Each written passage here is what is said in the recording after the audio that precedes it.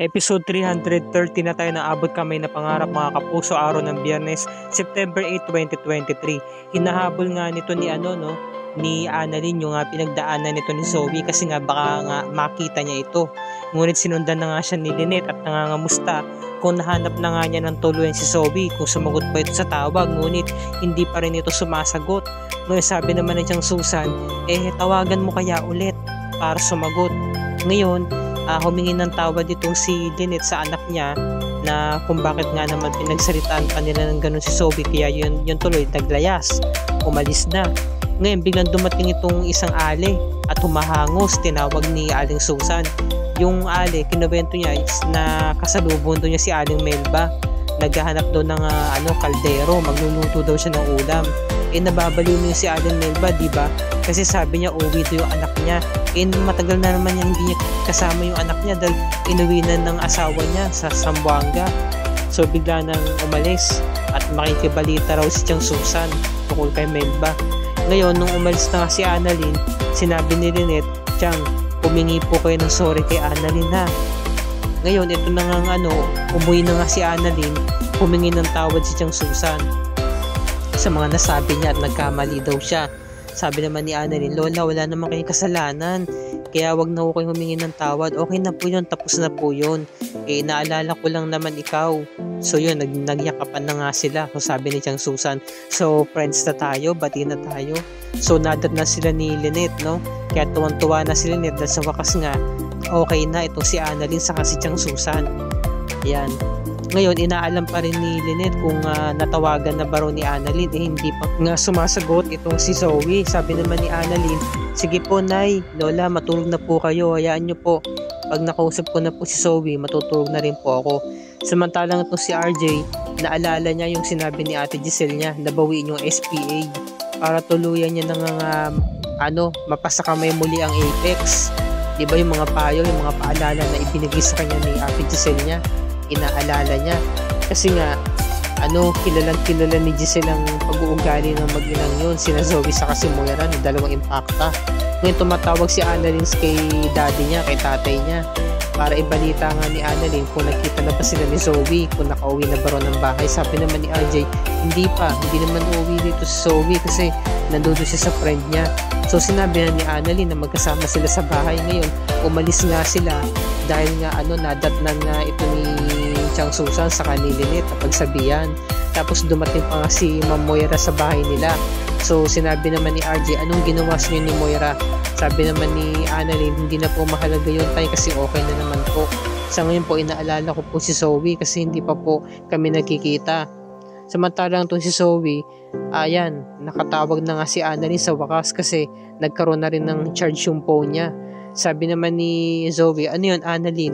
Nandito pa ako hindi pa ako nakakauwi. Sabi naman ni Annalyn, nasan ka? Pupuntahan kita. Nandito ako sa isang bahay ganun ba? Tumawag ba si daddy? So narinig ni Melba, daddy. So ang pagtingin niya kay Zoe, ito ay si Caitlyn na ginagampanan ni Pauline Mendoza. Inago niya yung cellphone. Sabi, Caitlyn, tinatawagan mo ang tatay mo? Ha? Hindi ka na makakabalik pa kay Nestor, sinabi niya. So narinig ni Annalyn, anong nangyayari dyan Zoe? Sabi ni Zoe, Aling Melba? Akin na yan, phone ko yan. Sabi naman ni Melba, ikaw Nestor, hindi mo na maaagaw muli ang anak ko. Kaya wala kang karapatan na agawin siya. Huwag ka nang tumawag dito, binaba yung phone. Tapos sabi ni Zoe, ano ba nangyayari sa inyo, Aling Melba? Uwi na po ako. Akin na po yung cellphone ko, hindi. Itatago ko to. Hindi mo pwede makausap ang tatay mo, wala siyang kwenta. Hindi na kayo pwede pa magkausap at magkita. Dito ka lang. Sabi ni Melba, So natataka si Annalyn. Ngayon, biglang lumapit ito si Susan, lola niya. Kinamusta at nagkausap na nga sila ni Zoe. Sabi naman ni Annalyn, ibagad ang padali niya. Di ba kilala niyo po yung Aling Melba? Oo. Alam niyo po ba yung bahay niya? Alam niyo po ba kung saan siya nakatira? Oo. So ito na nga si Zoe nakaupo. Nakikiusap na, sabi niya, Aling Melba, uuwi na po ako. Akin na po yung cellphone ko. Hindi. Diyan ka lang. Maupo ka lang. Intindihan mo? Akin lang ang cellphone mo. Akin na to. Hindi mo pwede makausap ang tatay ni Nestor mo. So hindi niya talaga pinapayagan At pinagsaran na nga niya ng pinto itong si Zoe. So ito na nga, lumabas na nga si Lynette saka si Chang Susan. Kasi narinig nila may kumakatok doon sa may gate. At samantala ito namang si Annalyn, natuntun niya yung bahay ni Melba. Sabi niya, ito na yung address eh. Baka ito na yung bahay ni Aling Melba. Katok siya ng katok, Aling Melba. So naririnig ni Zoe may tao. So biglang sabi ni Melba, diyan ka lang, upo ka dyan. Ako na bahala magbukas ng pinto. So nung pagbukas siya ng pinto, ang tingin niya kay Annalyn, si Caitlyn. Sabi, anak, si Zoe po. Yun, nakita na sila ni Zoe. Annalyn, tulungan mo ko. So ito na nga, dumating si Chang Susan. Aba, si RJ pala. Sabi naman ni Lynette, no, RJ, nang ginagawa mo dito? Ating gabi na. Sabi naman ni RJ, nagpunta ako dito para alamin kung okay lang ba kayo, kasi nabalitaan ko, tumawag sa akin si Annalyn kanina, mag-usap kami sa phone na sumugod daw dito si Moira. Di ba kayo nasaktan? Hindi niya ba kayo sinugod? Okay lang kami, RJ, okay na kami.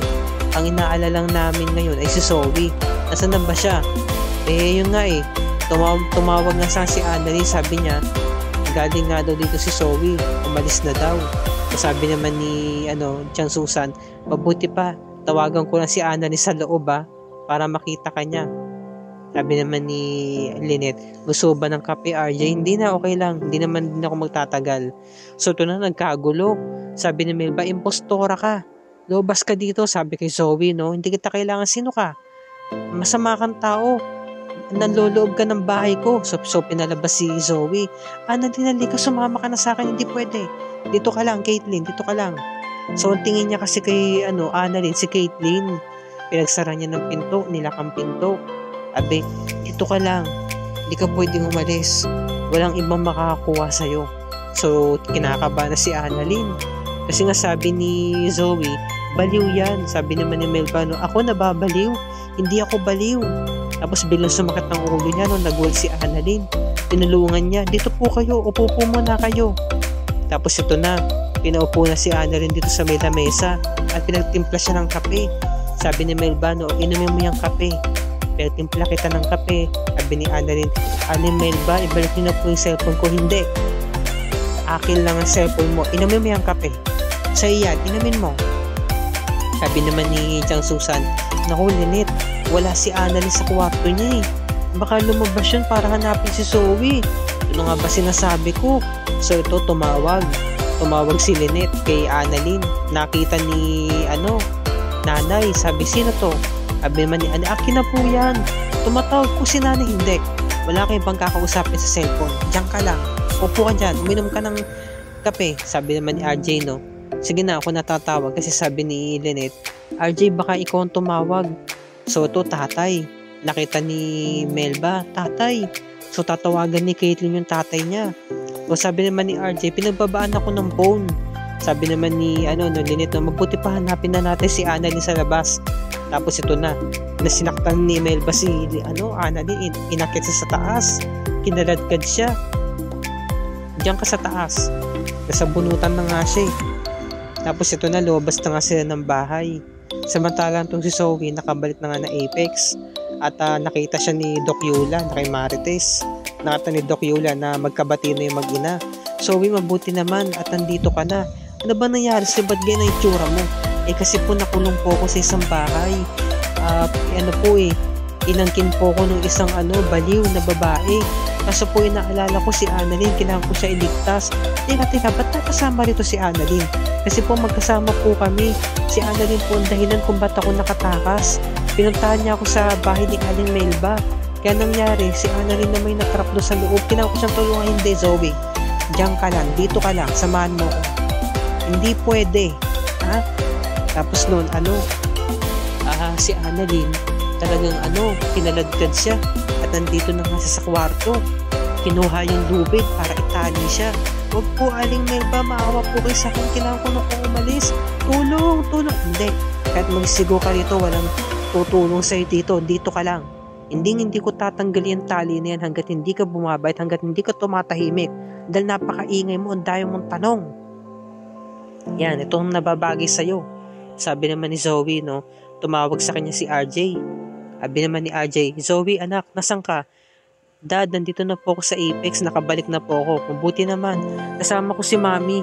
Sabi naman ni, ni RJ, nandito ako sa bahay ni Lynette. Hinahanap namin si Annalyn. Sabi naman ni Zoe, ganun po ba na narinig ni Moira? Sabi ni Moira, what? Kasama sila ni Lynette. Sabi naman ni, RJ, nakita mo ba si Annalyn? So sabi ni, ni Moira, kung mong sasabihin, tinakot niya si Zoe. Sabi naman ni Zoe, hindi po. So nakapagsinungaling siya, para sa nanay niya. Kung sinabi lang ni Zoe na nagkita sila ni Annalyn, alam niya kung nasa saan ito at masasabi niya yun. So sabi naman ni Moira, pupuntahan ko sina RJ. Baka kasi nilalandi siya ni Lynette. Tataka ko ba't sila magkasama? Aray ko, kung di na talaga masarap ang ulo ko. Sabi naman ni Zoe, Ma'am, bumalik na po kayo sa kwarto. Sige na. Kailangan niyo pa magpahinga sa ngayon. Ako na lang bahala kay Dad. Tapos noon, sinasaktan ni Melba si Annalyn, bubusalan. Buka mo yung bibig mo. Napakaingay mo. Yan ang nababagay sa'yo. So, napahamak na naman to si Annalyn. Lagi na lang napapahamak to si Annalyn sa pagiging bida-bida niya. Anong nangyari? Itong si Zoe, panandalian lang yung pagkamalas niya. Tapos siya rin itong nakakaalis agad. Samantala to si Annalyn, siya yung naghihirap. So, umiiyak na siya dito, hindi na siya makawala. Hindi na siya makasigaw kasi nga, nakabusal yung bibig niya. Bukas, araw ng Sabado, episode 314, natuntun nga nito ni Aling Susan yung bahay ni Melba. At narinig niya, siguro si Annalyn. Kaya sabi ni Tiyang Susan, si Annalyn yun narinig niya. Kaya nangyari, bumalik siya. Tamang-tamang ginawa ni Aling Susan, hindi na siya nakipagtalo pa kay Melba kasi baka mapatay siya nito Hindi na siya pumasok kasi trespassing yun. So nangyari, humingi na siya ng tulong kina Lynette saka kay RJ. Samantalang itong si Zoe, talagang nag-aalala siya para kay Annalyn. Utang daw niya ang loob kay Annalyn, kaya tutulungan daw niya ito, babalikan niya. Ngunit pinipigilan siya ni Moira. Samantalang sinabi ni Tiyang Susan, alam ko na kung nasa saan ang apo ko. Kailangan natin humingi ng tulong sa mga pulis. Teka, ba't mga pulis? Tara na! At nanganganib ang buhay ng apo ko. So, dito natin malalaman kung maililitas ba ni na RJ, Lynette at ni Tiyang Susan itong si Annalyn sa mga kamay nito ni Melba. Dito tayo magkakaalaman bukas mga kapuso dahil nasa peligro na naman ang buhay ng ating bida.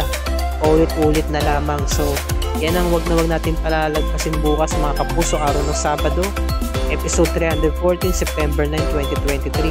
At kung bago ka pa lamang sa aking channel Kapuso, please like this video at i-share mo na rin ito sa iyong social media platforms. I-hit mo na rin yung subscribe button with notification bell icon para lagi ka updated sa mga episodes ng Abot Kami na Pangarap and other GMA shows tulad nito. Magandang gabi and happy weekends everyone. Maraming salamat sa inyong panonood mga kapuso, and God bless us all.